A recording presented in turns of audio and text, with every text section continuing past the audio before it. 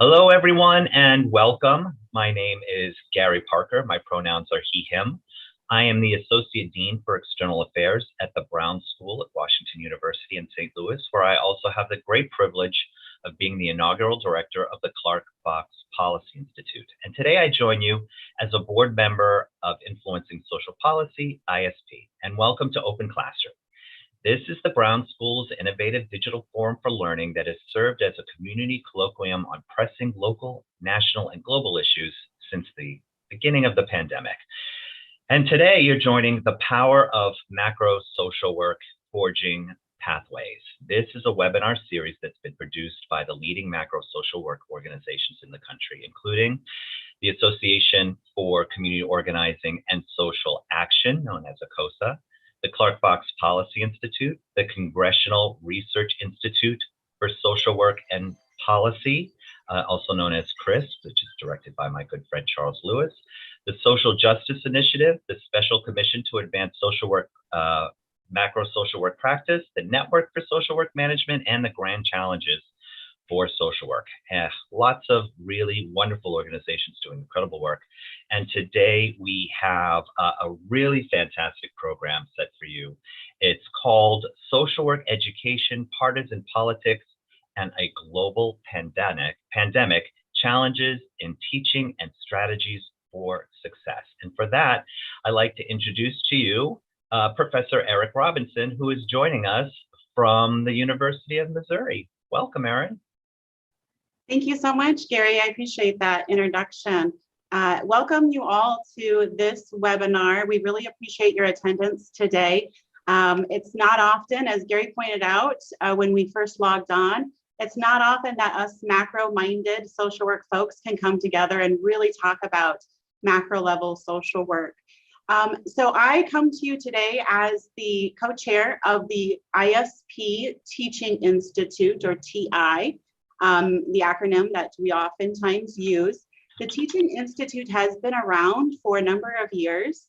And as with the COVID-19 pandemic, we've had to pivot in so many ways. This year, we are pivoting to this webinar series alongside the ISP webinar series. More traditionally in the past, the Teaching Institute has been a one-day workshop that has been held on the WashU campus.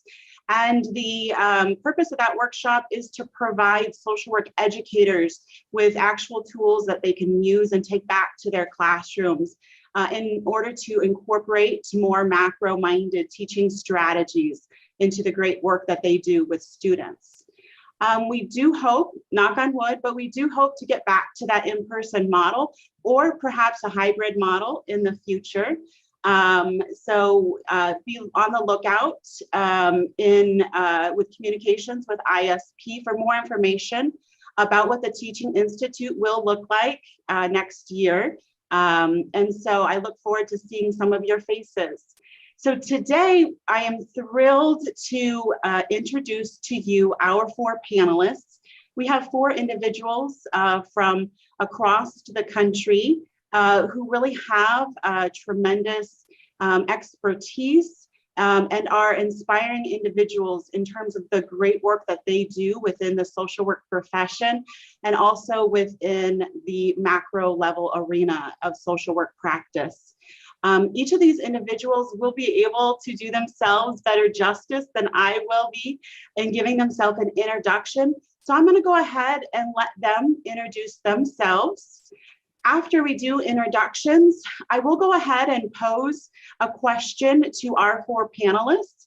And I'm also going to allow all the attendees to chime in with questions that they have of our panelists as well, because we definitely want to hear from you what questions you might have and how can they address the things that you're thinking about in your own classrooms.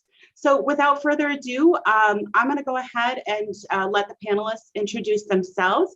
And let's go ahead and start with Dr. Angelique Day. Hi, good morning / afternoon to everyone, depending on which side of the country you're tuning in today. My name is Angelique Day. I'm an associate professor in the School of Social Work at the University of Washington.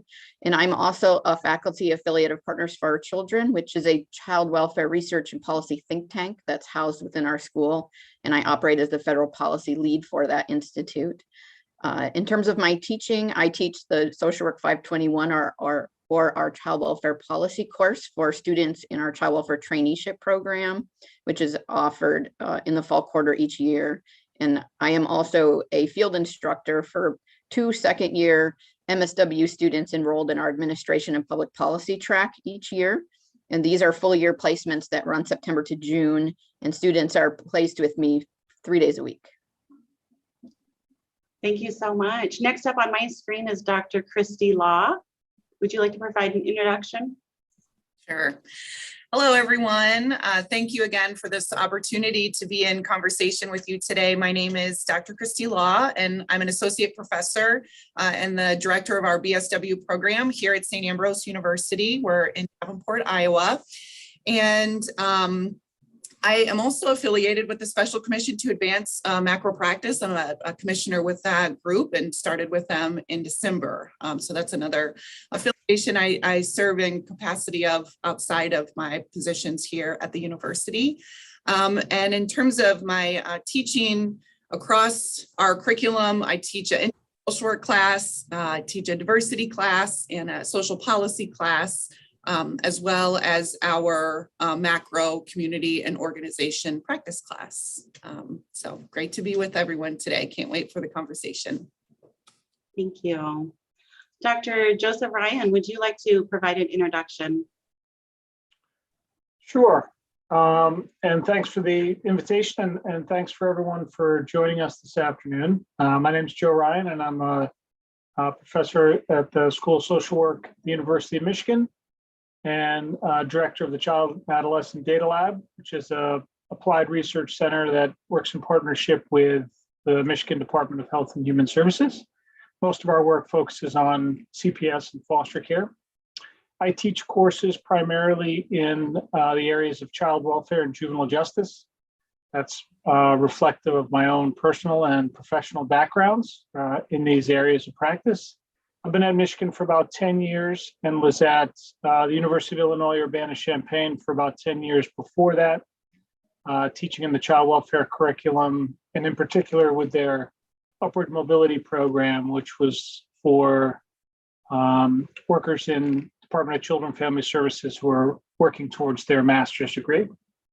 So thanks. I look forward to the conversation today. Thank you for that. And last but not least, we have Dr. Chris Martin. Hello, friends. I'm Dr. Chris Martin. I am an associate professor at St. Ambrose University in Davenport, Iowa. I work primarily in the Master of Social Work program. I teach the diversity course. I also teach a diversity and social policy course in the summer online. And I teach our individual skills and family skills practice class for the specialization students. I'm also the admissions coordinator for the MSW program, and I do serve as the curriculum chair for our department.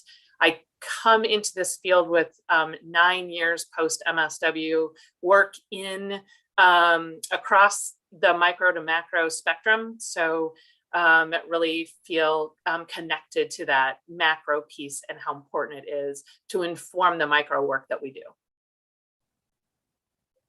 Thank you. Thank you to each of you. We have some participants who are already utilizing the chat, which is great. If you haven't already introduced yourself in the chat to our participants, please feel free to do that. Let us know who you are, where you're from. Looks like we have a graduate of the University of Michigan School of Social Work. So we see some alumni representation there, and that's great. The chat function will be on for the webinar today, and I'll be monitoring it for any conversation and questions. So feel free to use that chat today. So to get us started today, I'm going to go ahead and ask a question of the panelists. And as I ask the panelists this question, I'm also going to ask you attendees to go ahead and answer it via the chat as well. In addition to answering the question I'm going to pose, also feel free to pose your own questions to the panelists. Like I said, I'm going to keep an eye on the chat, and I'll go ahead and try to moderate those questions as well. To get us started, if a couple of the panelists would mind sharing with us some of the challenges that you yourself have experienced in the classroom, as we've faced the COVID-19 pandemic, as we've lived in an era of partisan politics, as well as civil unrest, and really just a whole lot going on in the macro level social work world. Can you describe some of the challenges that you have experienced in working with students and in your classrooms? Go ahead and just chime in to each of the panelists as you're ready. I'm happy to start. For me personally, it's been a challenge to teach the full depth of content that I would like to teach to optimize learning in the child welfare policy course during the COVID transition in moving to the online platform. It's the only policy course that our child welfare workforce gets in our training program. So a lot of pressure to try to make sure they're getting everything they need to be successful in the field. And transitioning to online meant I had to cut down on readings as well as actual lecture content because Zoom attention is very different than face-to-face classroom attention for students to be successful. Child welfare is such a policy-driven profession. So I can tell you personally, I've been challenged by feelings of guilt that students are not getting all the material they need. So I've been, wrestling with that reality as well. In addition to that, I know students have also been challenged with their own personal issues that have impeded their ability to be fully engaged in our virtual classrooms, including parenting responsibilities, picking up teaching when schools closed over COVID, the experience of being diagnosed with COVID, caring for family members who may have a COVID diagnosis. I've experienced students having general feelings of depression or isolation related to the COVID breakdown, and students who have verbalized, feelings of enhanced sense of hopelessness because of experiences from discriminatory practices that have been going on in their communities, from not just experiences of microaggressions to just full-on straight aggression related to policies that were implemented during the beginning of COVID and the end of the POTUS 45 political climate. So a lot of things, a lot of new things happening all at once.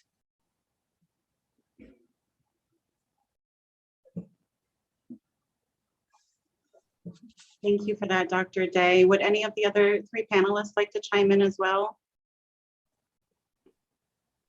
I think there was some really great pieces that are really kind of universal in academics right now, Dr. Day. So I appreciate what you've shared. I think I echo a lot of those same pieces. In teaching a diversity course in which I'm, teaching both theory and practice and skills online that pivoted quick, right? So we all had some experience with having to pivot quickly. Keeping up with what I know students are going to need to understand, but also with the changing climate in a revolution, which I feel like we're in right now, this civil rights revolution that we're in right now, things are changing quickly. So making sure that I was up to date, which normally I would do throughout a semester in teaching any class that I'm teaching, but during COVID also recognizing, and I hope that each of us can recognize our own feelings that we were having during this time, that we also were isolated. I'm a very extroverted social person. So it was challenging for me to keep my own mental health up make sure my students' needs were getting met, and then also making sure that I was keeping track of what was happening with even, changing of terminology, learning that Black, Indigenous, people of color, and using BIPOC, how you say it, how you use it, that it's not universal. You can't use it in all situations regarding racial and ethnic diversity. Really kind of having to learn those things along the way were some of those pieces that I found most challenging with both the integration of the pandemic and this revolution that we're currently in. Yeah, I think I would just add the sort of disconnect from the field. The remote interactions severely limit our students' ability to get out, to go visit different types of field settings, to go meet with different types of folks doing macro or micro social work. And I worry that that's going to slow their own sort of development or exposure to ideas and people that they will grow from. So I think the remote nature of the work, I think there's some concerns around that. Yeah, and I'll again echo what folks are saying for sure. I'll add, as the macro piece of my job is as an administrator of our BSW program. And so in addition to being in the classroom and working with students, we also went through an initial accreditation. We were one of the first programs that had a self-study kind of visit right when the pandemic started. Our campus went online for 2 weeks, about 3 days before our site visit was supposed to happen. So for me, there were just constant decisions at the administrative level that had to be made, it felt like, all the time. And so I've certainly heard leaders in social work education and elsewhere talk about just decision-making fatigue, and just trying to make sure that, decisions are being made, of course, and being done with all the information that we can get.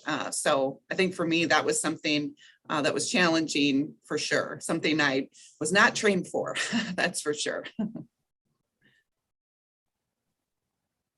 Thank you, each of you. I'm hearing you all just really touch on some of these external pressures that we have felt that have impacted us personally as educators.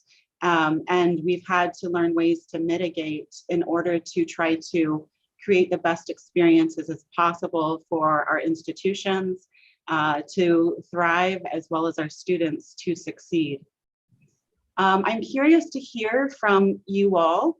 What are some strategies that you have picked up on during the pandemic and during this time of particular political divisiveness? What are some strategies that you have learned or used or employed to really help you in your classrooms?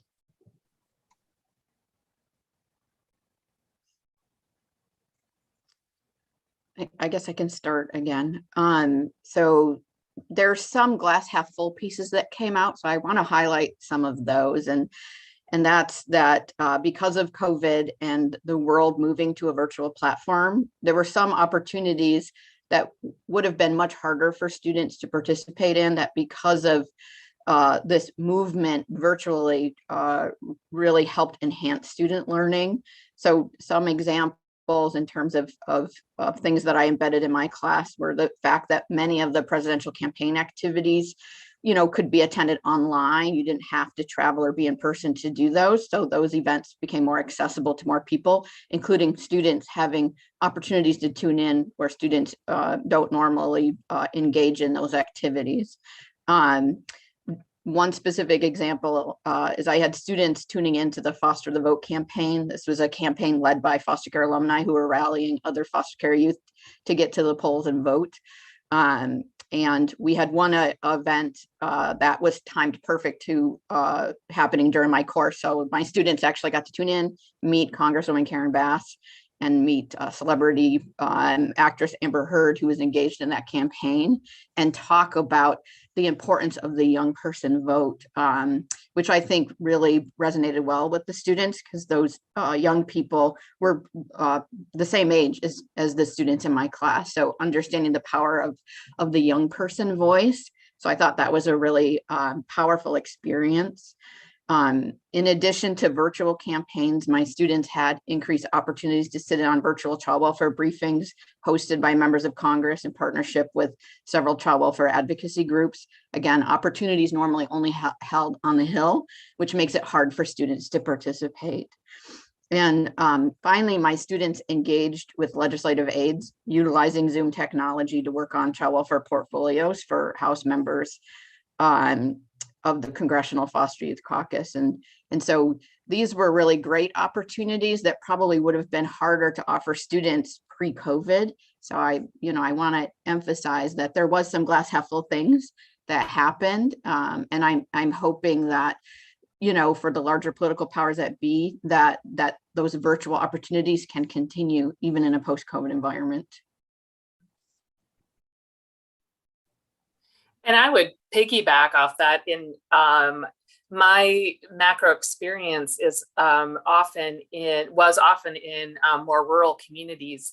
And so being able to offer my students the opportunity to go to a city council meeting or a school board meeting in a smaller community and really hear and listen to what the issues and concerns were, and how they related back to the content in my diversity class, like really encouraging students to find those city council and school board meetings and really hear from community members and from elected officials about what's happening for folks in more rural communities. What are their concerns? What are the issues? How are we supporting and moving forward regarding issues of racial and ethnic injustice in these smaller communities? I happen to be fortunate enough to live in a town that's only about 4,000 people, but is 52% Hispanic, which is an interesting dynamic in Iowa. And having students be able to attend school board meetings at my school board and to listen to things that are happening in my city, my town, to really kind of see what the challenges are and kind of what the frame is when we move from looking at those broader pieces and looking at how macro work can really be rural work and how those things are connected. So I really appreciate you bringing that up, Dr. Day. Yeah, I think I'll just build on what Chris and Angelique had said. I think there are a lot of, it kind of strikes me as though it took a pandemic for us to figure out that we could Zoom more people into our classrooms, or, even on the child welfare practice side, these sort of Zoom court hearings, rather than wait for a child's permanency hearing. You can have a permanency hearing when folks are ready. You don't need to wait the 90 days or the 180 days. And I would say the same is true on the teaching end. So where I would normally bring in, a few guest speakers in a semester, now people could drop in from anywhere, right? CPS workers, foster care alumni, we can drop into dependency court hearings. We can, as Chris mentioned, as we can see different geographic areas. We could dial in people from the UP, a CPS worker from the UP, a CPS worker from Southeast Michigan, and get a real sense of what are some of the different issues that are going on. So I actually think, as Angelique mentioned, that some of these things ought to continue and we'll probably benefit from them, right? So there'll always be some of this, I think, outreach with this remote technology. I think probably we could benefit from some of that in the classroom. And I also want to echo the opportunity of helping students connect with local elections, with local issues, with local politics. I also did that in my classes, and we did it on our campus, in our community. The School of Social Work here at St. Ambrose really took it as an opportunity to build on some actually fantastic resources that we have in the social work education space in our country, from Voting is Social Work campaign, the national nonpartisan campaign, and I thought I saw some folks from the campaign on this conversation. So we really appreciated our partnership with Voting is Social Work to help us with materials, curated, vetted, amazing information and activities that we just took and integrated throughout our curriculum. We also partnered with another nonpartisan campaign called Vote ER, which you can see the poster kind of above my shoulder here, that again really was interested in trying to encourage socially distanced, responsible voter registration engagement. And so we did that for the election in 2020, and we continue to do that as well. So I think for me, pedagogically, it has allowed me to be more intentional about experiential learning activities, to really try to incorporate that work, again, very intentionally and not as kind of added on, which maybe I did, before in my career. So now I just have felt more intentional about it. And students really like it. They like to get their hands on things. They like to be talked to about how to register voters and then actually go out and do it. So just the energy around that, I think, again, was definitely a glass half full opportunity that has come in the last few years.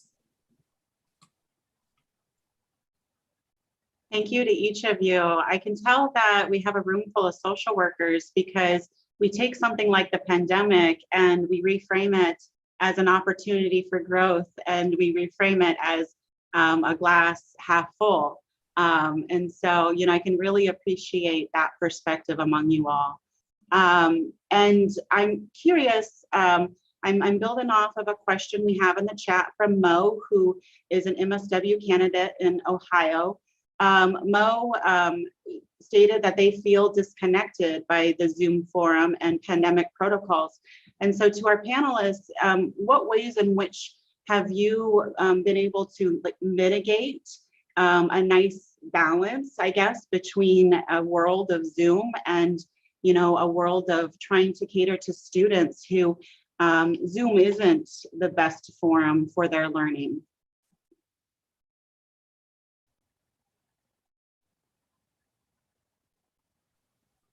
I think I think at the beginning when there wasn't an option, a lot of what we were talking about as a faculty, and then everybody was sort of kind of doing just the best that they could, was really providing more opportunities for virtual office hours, for opportunities for students just to come on and to really be honest and say, it doesn't have to be anything about class. That's, one of the things that being at a small university, we pride ourselves on being connected to our students, and small class sizes, 12 to 15 students, in each of our courses. But during the pandemic, it was even more important, that interpersonal kind of connection to say, I can't be your therapist, but you could talk to me about some of the things that might be going on or things that are hard for you right now. And we can all just be really honest with each other. This is hard. And just acknowledging the difficulty of it, because many of our students, as I'm sure at other institutions as well, didn't have access to their therapist. Many of our students are actively seeking therapy and counseling services, which we encourage, of course, that, professional personal development, but they didn't have access. So how do you, kind of working on that balance of making sure that they're okay, and not crossing that boundary of, I may have some skills in this area, but that's not the capacity in which we have a relationship. So, and then as we are getting more and more to where we could do more hybrid kinds of things, making sure that there were opportunities for students to socially distance. You weren't having office hours in your office necessarily, but maybe in the classroom. You can stay after class and we can talk in here so that we can have an honest conversation, but having to really kind of manage the space as much as the interaction in that interpersonal piece. So.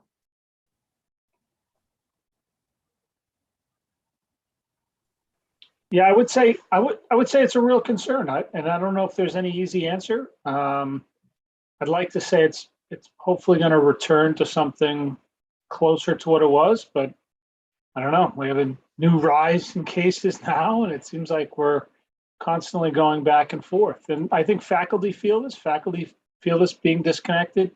Students who are graduating and going to work in new agencies and organizations probably don't feel as connected with their colleagues as they would have pre-pandemic. So I don't think it's going to be, I don't think it's limited to just the student experience. And I worry it's going to linger. It's going to take some, I think, concerted efforts to build back the social components to both our university settings, our agency settings. And I'm not sure there's any sort of easy answers to that. It would be nice if someone had all the answers. Thank you both for those responses. Just shifting the question just a little bit, we have a question in the chat from Carol. And Carol's interested in how you all have been able to manage your student experiences in your classrooms, particularly when you have that diversity of students who are more clinically focused versus those who are more meso or macro level social work focused. And so that's certainly not necessarily a challenge that is new to the pandemic or over the last couple of years, but certainly there's been quite a bit happening over the last couple of years that have probably magnified the differences between students who go each of those routes. And so what strategies might you suggest to Carol and the rest of our attendees in helping to navigate the student experiences who are both clinically focused and macro focused? I can start with this one. This is a challenge that I have because I teach, students in the child welfare traineeship program. They're all planning on graduating and going into direct practice, and I'm teaching that dreaded policy, of course, requirement that is critical to their success. But it takes a lot more energy on my part to help make that connection for students. So, I try when we talk about the different policies that they're going to be responsible for adhering to or implementing, being very purposeful in making that direct connection in every course section, because it's important for students not to see this as, oh, that's just teaching me history, but to understand how it's directly going to impact their service experience and just how policy and the interpretation of policy by child welfare administrators and caseworkers themselves on how that interpretation impacts the lives of the families that they're serving. In terms of policy skill building, I try to do as much experiential learning as possible, because I think that as students, who came into the field because they want to be direct practitioners, that these direct practice classes naturally build in a lot of those experiential opportunities that make those courses the favored courses in the curricula.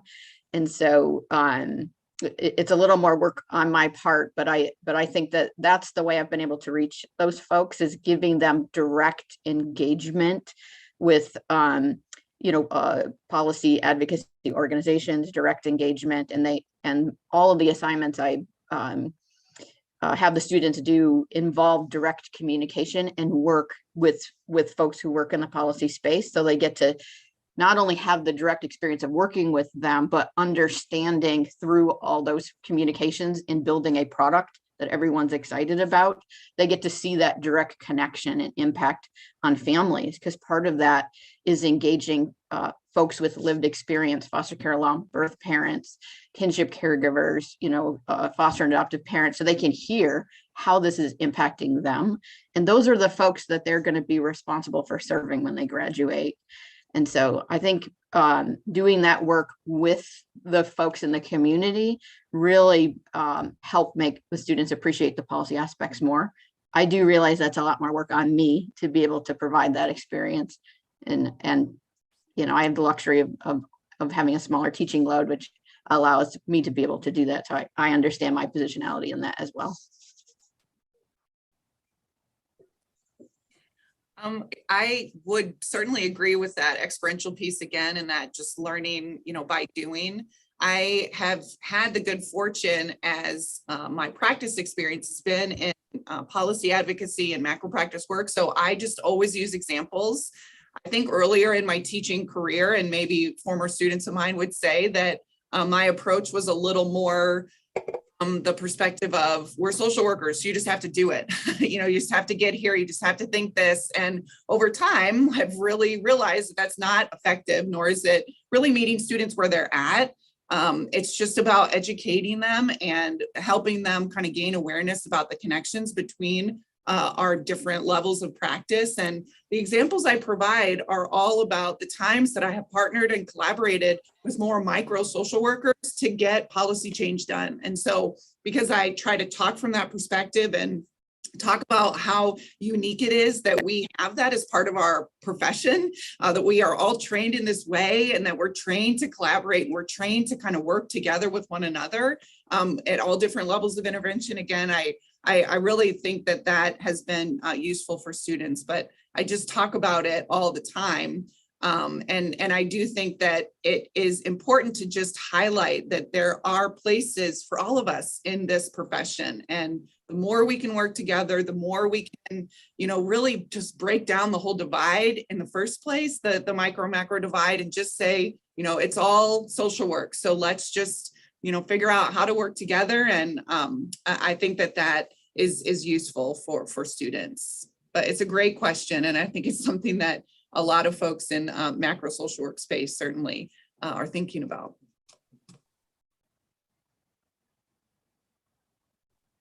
I also, you know, I'm actually teaching, I forgot, specialization seminar as well, but I use that seminar space as well as the diversity space, as well as that individual and family skills class space to talk about the advocacy that I engage in my own community on a regular basis.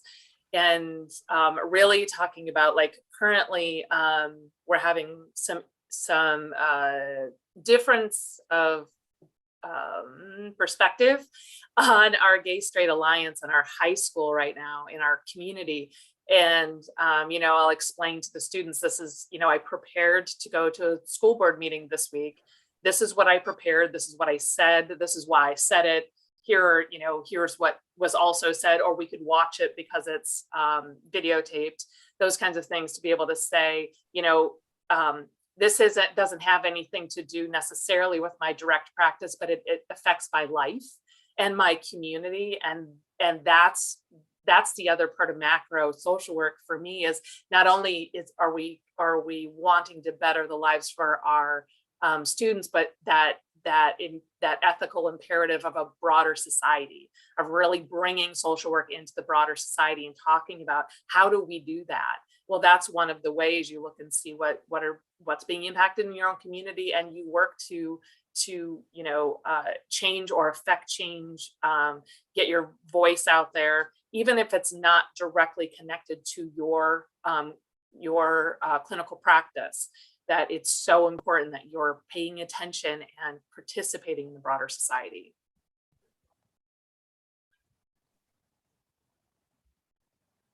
Thank you for that response. I wanted to bring the conversation back around to when you say reaching the broader society. And I know, Dr. Martin, you have, like you said, you live in a very rural community. I know other panelists do work with individuals from rural communities, or their work impacts those in rural communities. And so I want to come back around to a question in the chat from Courtney. Courtney is asking, how can we better reach those in the rural communities that may not have easy access to the internet? And that could be taken in terms of our students who live in rural parts of the state, and we have online programs or virtual programs that reach those students, but as well as in social work practice as well with our clients. And so what strategies or what's worked for you in terms of reaching those folks in rural communities? I guess I can give a more, community research response to this question. I do a lot of intervention work, in tribal communities, as well as, states that have large rural areas. And there was a intervention we did for foster and adoptive parents, including kinship caregivers, where there are challenges with using technology. And so we have to not make assumptions that everyone understands how to use the technology the same way that we do. And so to ensure maximum participation in training and research, which involved utilizing online technologies, that I worked with my community partners in the Child Welfare Agency to actually bring our caregivers into the Child Welfare Office to engage. And there was not an assumption that they could just do those surveys from their homes because of unstable internet access or just lack of understanding on how to use that technology, being frustrated by it, and then not wanting to participate. So just, being available to support those families and being mindful, as researchers to be thinking about that. We can't make assumptions, and everyone has that access. So a lot of planning on the part of reaching out to the community members to identify locations where there was stable access, doing trainings with community partners on actually sitting with these kinship caregivers to help them take those surveys, so that those families felt supported and didn't experience frustration by the process.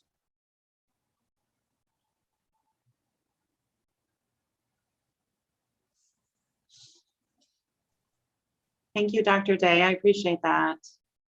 And I agree with you, education and training are certainly key, and not taking it for granted that other folks know how to do what you expect them or what you hope, for them to do.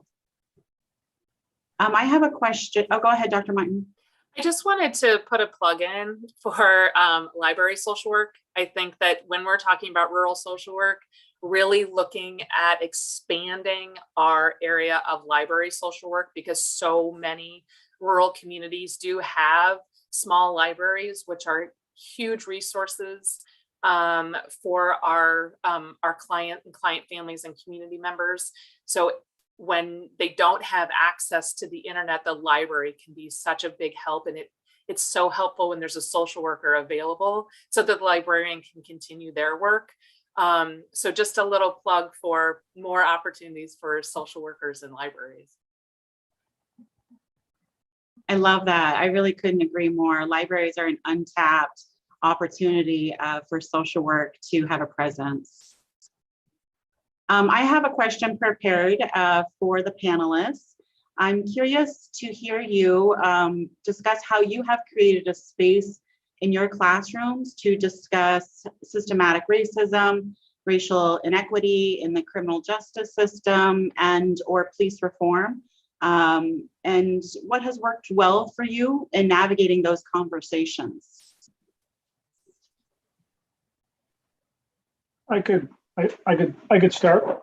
First and foremost, I think I have to sort of model and demonstrate that I'm engaging in some self-reflection and acknowledging my position in the world, and how all the messages that I've been consuming since birth on this planet have shaped how I see things, and recognize that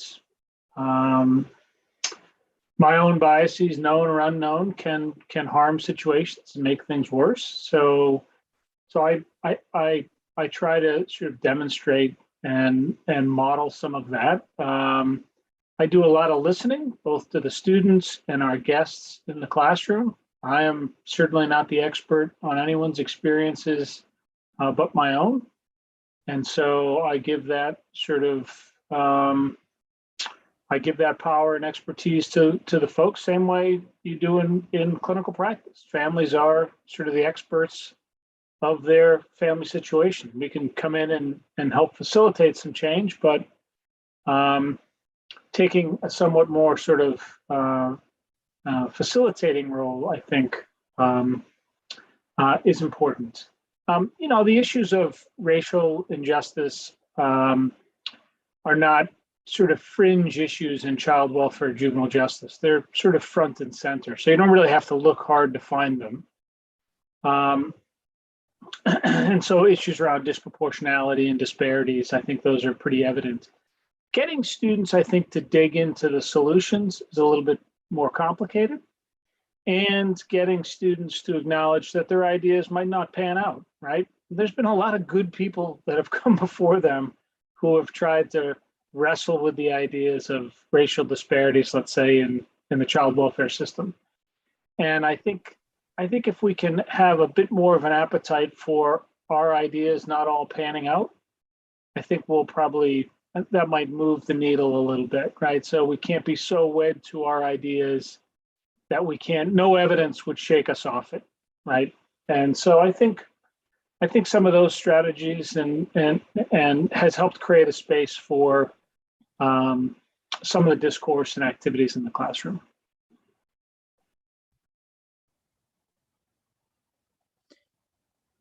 I know students are super passionate about the issues, at least the students that come to the University of Washington, come and they all are required to write as part of their admission essay, why is UW a good fit? And our commitment to social justice advocacy is a major part of our admission criteria. So many of our students, I would say, are revolutionary type students who want to take action to make the change and want support from faculty to be able to do that.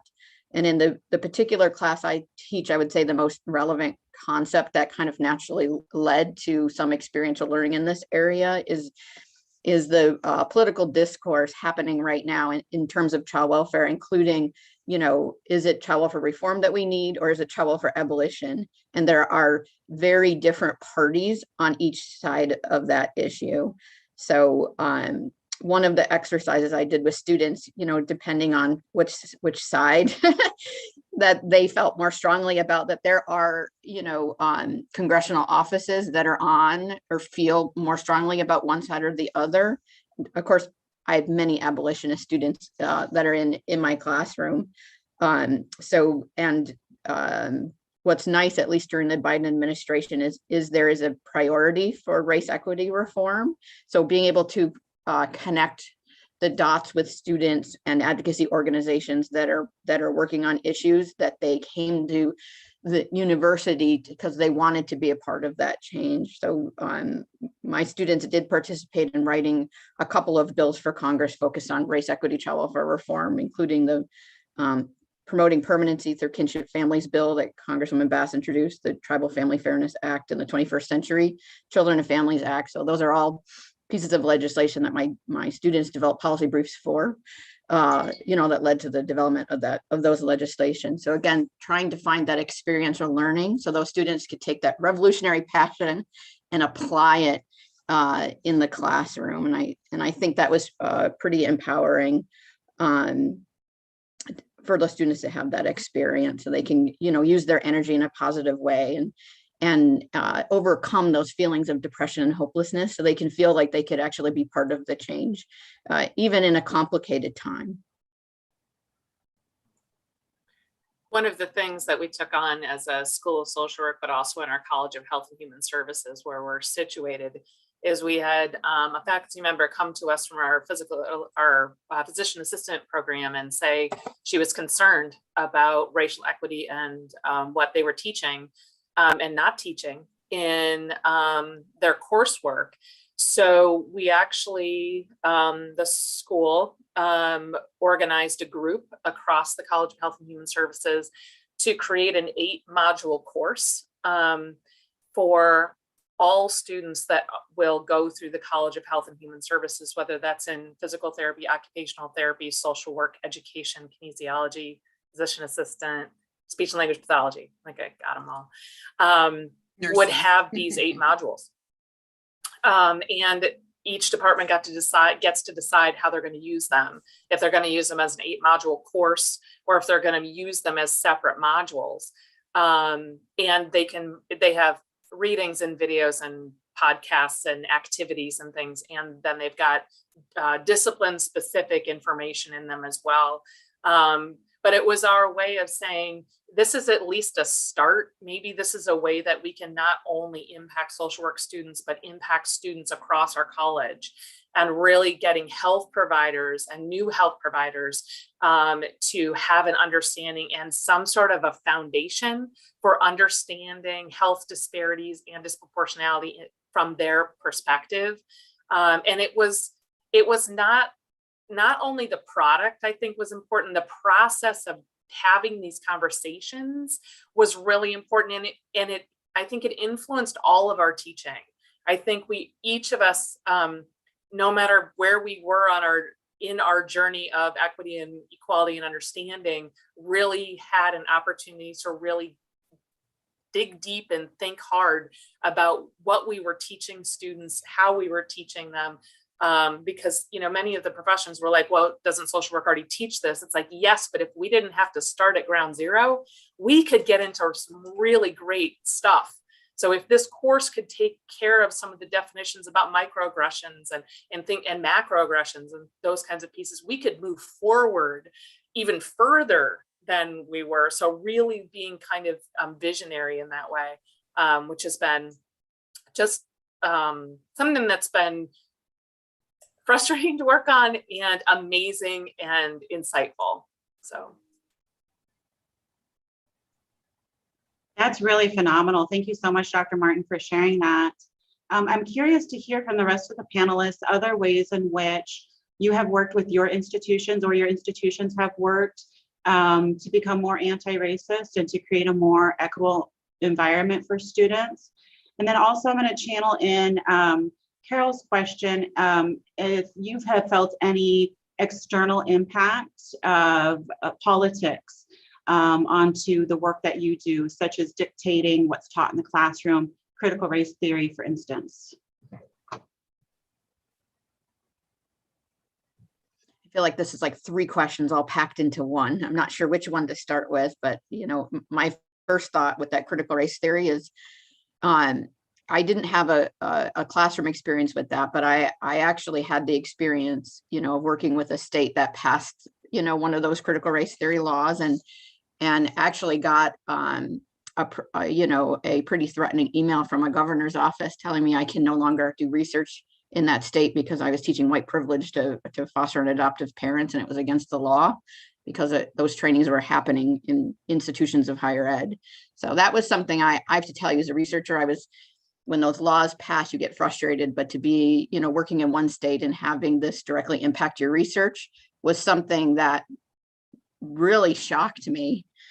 And my community partners, child welfare colleagues in the state in which this happened were really supportive. And they're like, we're being told we can't do this project with you anymore, but there may be some pieces, we can maintain the partnership in a much more scaled back way. And that does impact the research. And I'm grateful this was a multi-site study. So I still got to do my data collection in other states, but that was a real direct impact on how this movement, state level movement of passing critical race theory had a direct impact on my research agenda.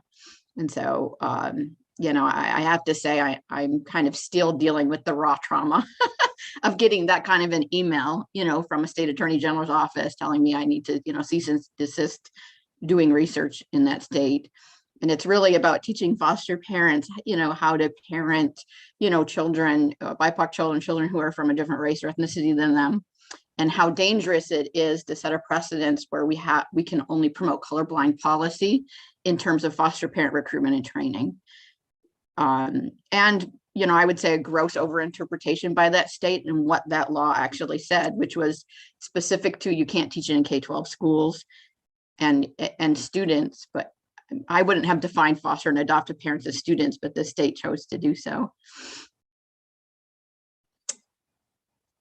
So that was one piece of the question. I don't know if anybody else wants to add on to critical race theory before we get to the rest of that question. There's a lot there.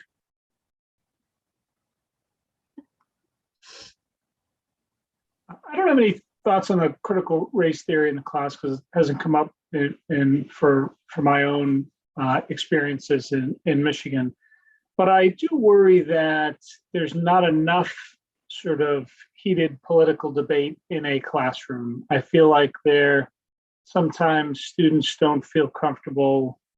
It doesn't even have to be political. It could be on any sort of issue that they might think is sort of outside of sort of the main social work thought process. Could be on drug testing at birth, could be on corporal punishment and whether that constitutes child maltreatment.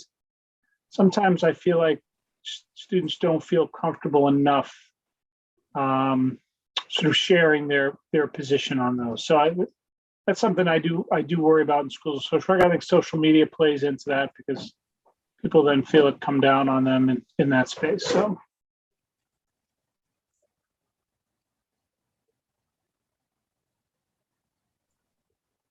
Thank you both for chiming in. I really appreciate it. And this is really, I believe, where, heart of some really good conversation happens within macro level social work and social work education. And I appreciate Dr. Day, you sharing a little bit about your experience there, and Dr. Ryan for your insight as well.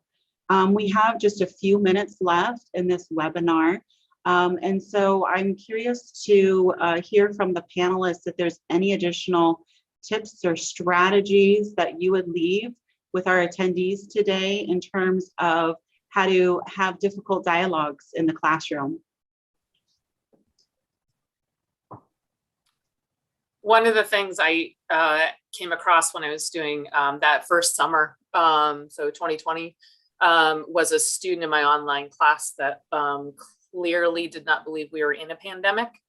And my emotional response to that, having to work through that by talking to colleagues and wrapping my brain around what the most important part of the learning was in this situation, and realizing that we are social scientists, and coming back to the social science of it, coming back to the science of it, was really what needed to happen.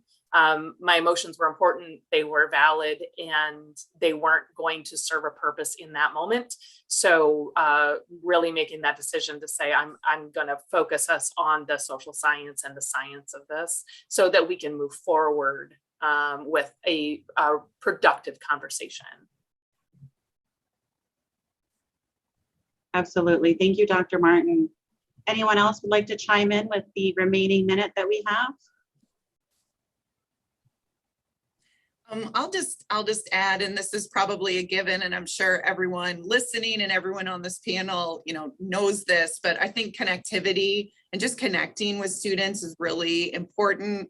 Doing my best as a teacher in the classroom to just facilitate that open dialogue. I think what Dr. Ryan said in terms of, sometimes, and this is my interpretation, so I don't mean to put words in your mouth, but I think sometimes my students don't want to offend anyone, or, they don't want to be viewed as, not quite getting it as a social worker. And so just continuing to just talk through the different nuances and dynamics of some of these issues, and encouraging them to build relationships with each other, have community in our program, in our classrooms with our students, I think is something that it has been helpful, and that is always a work in progress. So. Thank you so much, Dr. Law. And thank you to each one of our panelists providing your insight into what's worked for you and some challenges you've experienced. How have you addressed them?